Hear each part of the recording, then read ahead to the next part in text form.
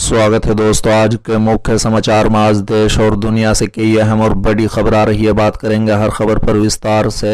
दिव्यांग ने भाजपा के पक्ष में जबरन वोटिंग का लगाया आरोप। अखिलेश ने एसडीएम को सस्पेंड करने की मांग। वहीं अगली बड़ी खबर में आपको बताएंगे किसान मोर्चा ने घर घर जाकर शुरू किया नो वोट टू बीजेपी अभियान। कहा किसान विरोधी बीजेपी को सिखाए सबक। वहीं अगली बड़ी खबर में आपको बताएंगे सहारनपुर में बोले अखिलेश यादव बीजेपी का जो जितना बड़ा नेता वो उतना ही बड़ा झूठा। वहीं अगली बड़ी खबर में आपको बताएंगे बंगाल मॉडल से अखिलेश को जिताने की प्लानिंग। यूपी में 2 दिन बीजेपी के खिलाफ चुनाव प्रचार करेंगी ममता बनर्जी। वहीं अगली बड़ी खबर में आपको बताएंगे गोवा के मंदिर में प्रचार करने पर विपक्ष ने जताई नाराजगी। अमित शाह को लेकर टीएमसी ने चुनाव आयोग से की शिकायत। एक और बड़ी अपडेट एआईयूडीएफ प्रमुख मौलाना बदरुद्दीन अजमल का बड़ा बयान। बोले कांग्रेस एक बड़े भाई की तरह राज्यसभा के लिए हमारा समर्थन करे। वहीं अगली बड़ी खबर में आपको बताएंगे 2 और विधायकों ने विपिल देव सरकार को दिया झटका। कांग्रेस में हो सकते हैं शामिल। तो चलिए देख लेते हैं आज की पहली बड़ी खबर। यूपी चुनाव दिव्यांग ने भाजपा के पक्ष में जबरन वोटिंग का लगाया आरोप। अखिलेश ने एसडीएम को सस्पेंड करने की मांग। दरअसल दोस्तों समाजवादी पार्टी अध्यक्ष अखिलेश यादव ने आज चुनाव आयोग से उस अधिकारी के खिलाफ कार्रवाई करने का अनुरोध किया जिसने कथित तौर पर लोगों से अपना वोट बदलने के लिए कहा। बता दें कि एनडीटीवी की रिपोर्ट के अनुसार एक विशेष रूप से सक्षम व्यक्ति ने आरोप लगाया है कि आगरा के फतेहाबाद में रविवार को उसे जबरन भाजपा को वोट देने के लिए मजबूर किया गया जबकि वो किसी दूसरे दल को वोट देना चाहता था। बता दें कि उत्तर प्रदेश विधानसभा चुनाव में विशेष रूप से सक्षम और वरिष्ठ नागरिक मतदाताओं को वोट डालने की प्रक्रिया रविवार को आगरा से शुरू हो गई। बता दें कि ये मतदान पोस्टल बैलेट पेपर के माध्यम से हो रहा है। कथित तौर पर जबरन वोटिंग डलवाने को लेकर स्थानीय लोगों को भारी विरोध के बाद पुलिस और स्थानीय प्रशासन मौके पर पहुंच गया। बता दें कि अखिलेश यादव द्वारा ट्वीट किए गए एक वीडियो में एसडीएम को मतदाताओं को ये कहते हुए सुना जा सकता है कि एक वोट से कोई फर्क नहीं पड़ता। यादव ने इसे गंभीर मामला बताते हुए चुनाव आयोग से ऐसे अधिकारियों की पहचान करने और उन्हें निलंबन करने का अनुरोध किया है। बता दें कि अखिलेश यादव ने ट्वीट कर कहा है कि बैलेट से वोट डलवाने में धांधली के मामले में एक प्रशासनिक अधिकारी का सरेआम ये कहना कि एक वोट से कुछ नहीं होता क्या बेहद गंभीर मामला है।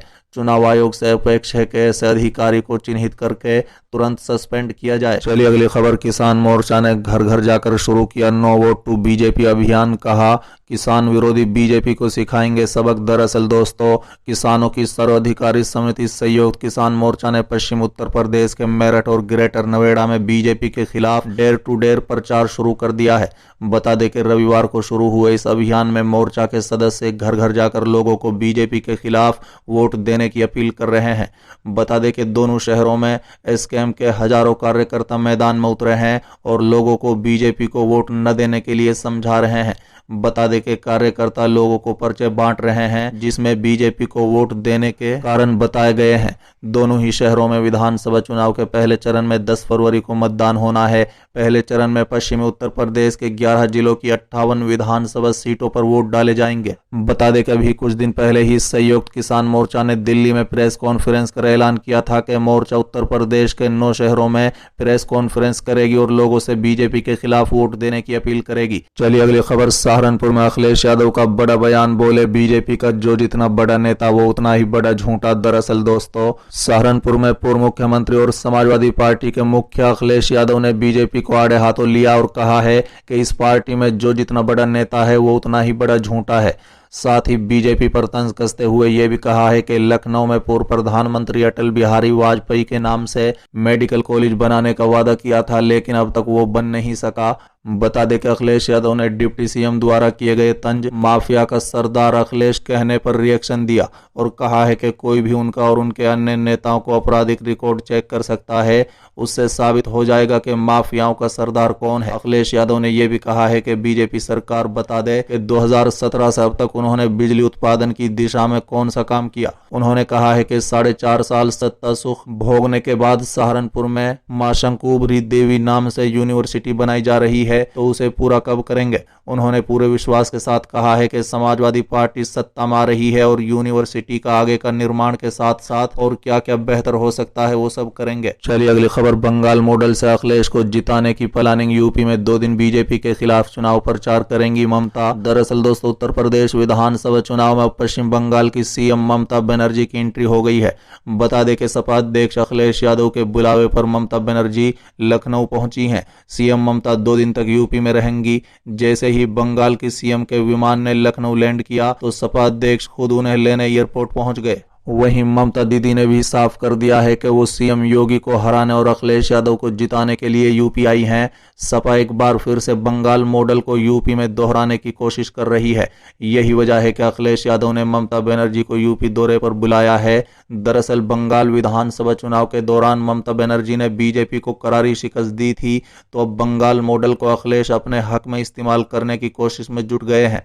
बता दें कि 2 दिवसीय दौरे पर ममता बनर्जी समाजवादी पार्टी के लिए चुनाव प्रचार करेंगी। खबर के मुताबिक सीएम ममता बनर्जी पीएम मोदी के सांसदीय क्षेत्र वाराणसी भी जाएंगी। लखनऊ पहुंचते ही टीएमसी अध्यक्ष ने बीजेपी पर बड़ा हमला बोला। वहीं बीजेपी ने कहा है कि यूपी का अपमान करने वाली ममता और यूपी के दंगे की आग में झोंकने वाले अखिलेश में कोई फर्क नहीं है। वहीं ममता बनर्जी का स्वागत करने के बाद सपा अध्यक्ष ने ट्वीट कर बीजेपी पर तंज कसते हुए कहा कि बंगाल में मिलकर हराया था, अब यूपी में हराएंगे। दीदी से अपना वादा है कि हम फिर जीत कराएंगे। इसके साथ ही अखिलेश यादव ने यूपी में ममता बनर्जी का स्वागत किया। चलिए अगली खबर, गोवा के मंदिर में प्रचार करने पर विपक्ष ने जताई नाराजगी। अमित शाह को लेकर टीएमसी ने चुनाव आयोग से की शिकायत। दरअसल दोस्तों, चुनाव आयोग के समक्ष दायर एक शिकायत में तृणमूल कांग्रेस ने केंद्रीय गृह मंत्री अमित शाह और बीजेपी कार्यकर्ताओं पर आदर्श आचार संहिता के दिशा निर्देश का उल्लंघन करने का आरोप लगाया है। उन्होंने आरोप लगाया है कि शाह ने हाल ही में चुनावी राज्य के दौरे के दौरान गोवा में मतदाताओं को प्रभावित करने के लिए मंदिर की पृष्ठभूमि का इस्तेमाल किया था। बता दें कि टीएमसी द्वारा जारी एक बयान के अनुसार शिकायत बीजेपी के सोशल मीडिया पोस्ट पर आधारित है। चलिए अगली खबर, एआईयूडीएफ प्रमुख मौलाना बदरुद्दीन अजमल का बड़ा बयान। बोले, कांग्रेस एक बड़ा भाई की तरह राज्यसभा के लिए हमारा समर्थन करें। दरअसल दोस्तों, all India United democratic front AIUDF के प्रमुख मौलाना बदरुद्दीन अजमल ने कांग्रेस से इस साल राज्यसभा के लिए अपने उम्मीदवार को अनुमति देने का आग्रह किया है और वो अगले कार्यकाल में उनका समर्थन करेंगे। बता दें कि मीडिया से बात करते हुए अजमल ने कहा कि हमने हमेशा कई चुनाव और कदमों के दौरान कांग्रेस का समर्थन किया है, लेकिन इस साल हम कांग्रेस से अपने राज्यसभा उम्मीदवार का समर्थन करने का आग्रह करेंगे। साथ ही उन्होंने कहा है कि हम उन्हें आश्वासन देते हैं कि पिछली बार की तरह हम अगले राज्यसभा चुनाव में उनके उम्मीदवार का समर्थन करेंगे।